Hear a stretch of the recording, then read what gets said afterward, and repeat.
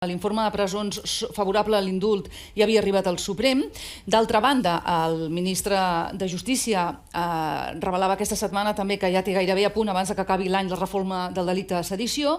Per altra banda, els presos, concretament avui també Jordi Cuixart, en una entrevista, crec que era el Temps, deia que la solució ha de ser l'amnistia. Per tant, reforma del delicte de sedició, indult, amnistia o res, què acabarà sent? Qui comença? Pilar? Va, ara et toca a tu. Ell ha començat abans, si vols començo jo. Tornem a parlar clar, i jo crec que, com a mínim, a mi m'emmiralla l'entrevista que ha fet en la revista El Temps en Jordi Cuixart, que sempre parla amb molta claredat. L'indult és una presa de pèl. Ara bé, si algú, o qui sigui, li donen un indult i pot sortir de la presó, jo seré el primer que no ho criticaré, És a dir, des de la perspectiva personal, res a dir en què cadascú o demani l'indult o li donguin i l'agafi, etc. Estic parlant en termes generals. Ara, en termes generals, l'indult és una presa de pèl, reformar la sedició és una presa de pèl quan el que haurien de fer és abolir-la, perquè la sedició és una anomalia a tota Europa, una vergonya a tota Europa. És vergonyós també que un govern progressista, amb Podemos a dintre, acabi blanquejant i legalitzant un concepte com el de la sedició, per molt que el blanquegi i el rebaixi. I a més, escolta'm, el conflicte català no són només els 9 presos que tenim. El conflicte català són més de 3.000 represaliats. Més de 3.000 represaliats. I escolta'm, el conflicte català també és la Irene Rigau, o la Joana Ortega o en Mas. El conflicte català també és la Tamara Carrasco. El conflicte català ha estat també la cúpula dels Mossos. El conflicte català són centenars i centenars de persones que estan en processos judicials. I té raó el Jordi Cuixart quan diu: però què és això de l'indult? Per mi només l'indult. I la resta? El conflicte català mereix una solució política, que és l'amnistia, que per altra banda ja es va fer a Espanya en el seu moment. Per tant, és una cosa possible. Jo estic a favor de l'amnistia i jo crec que seria una solució molt bona. El que passa que jo tinc la sensació que l'amnistia, a diferència del que diu Jordi Cuixart a la seva entrevista, l'amnistia seria més conseqüència d'un pacte que no condició per un pacte. És a dir, sense un pacte difícilment hi haurà amnistia. En canvi, l'indult no necessita d'un pacte i podria ser l'indult condició per un pacte.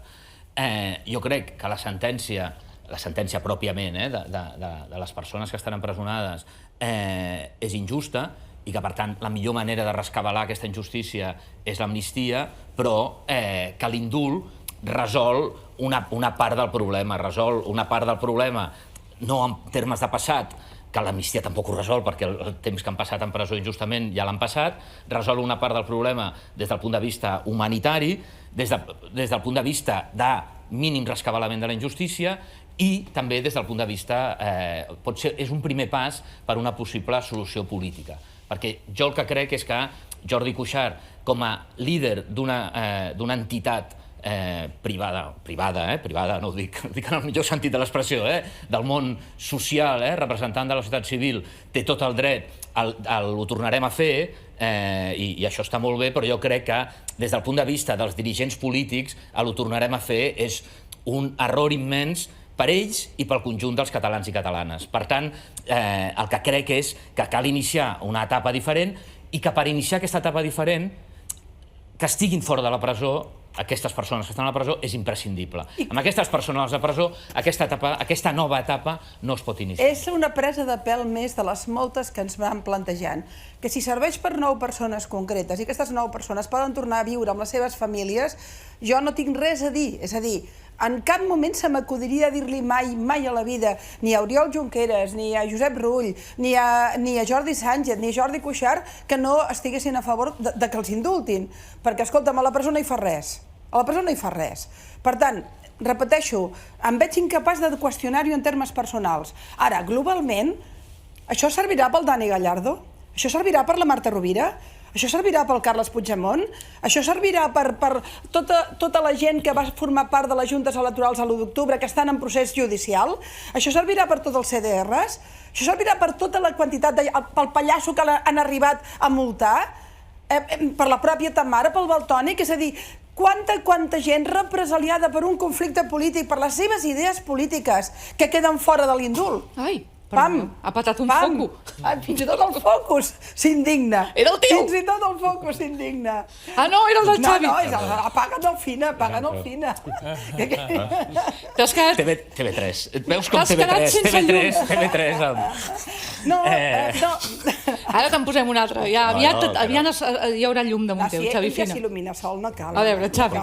No havia acabat, escolta'm. Perdona. Acabo de seguida, No, el que vull dir és que puc entendre l'argument que planteja el Xavier de que, home, de moment que aquests surtin i a veure si per aquesta via... No. Aquests sortiran amb una mica de sort i a partir d'aquí ja s'haurà resolt. És a dir, tot el que hem passat, tot el que hem patit, tot el que ha patit tanta i tanta gent i encara pateix, i totes les conseqüències de tot plegat, ja estaran. Ja estarà. No, és que